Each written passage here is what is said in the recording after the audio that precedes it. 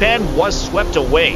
A devastating thunderstorm with heavy rain caused floods and landslides in northern Japan on last Tuesday, August 2nd. The storm caused the Mogami River in Yamagata Prefecture to overflow its banks and damage to nearby houses. Heavy rain and flood warnings were issued continuously across wide areas of the prefecture in that evening.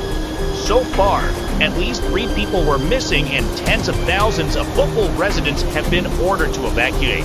The video footages posted on social media show that the overflowing river had cut bridges, lost roads, and flooded many houses and shops. In addition, many houses and streets were damaged by the influx of landslides.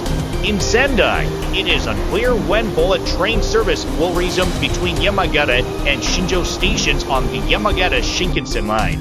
According to the NHK, a Japanese public broadcaster, more than 500 millimeters of rain had fallen in one part of Yamagata Prefecture, and the authorities have urged some areas to issue the highest possible disaster warning. The Yamagata prefectural government is quick to assess the extent of the damage. The authorities suggested that public should minimize going out and take precautions to ensure own safety.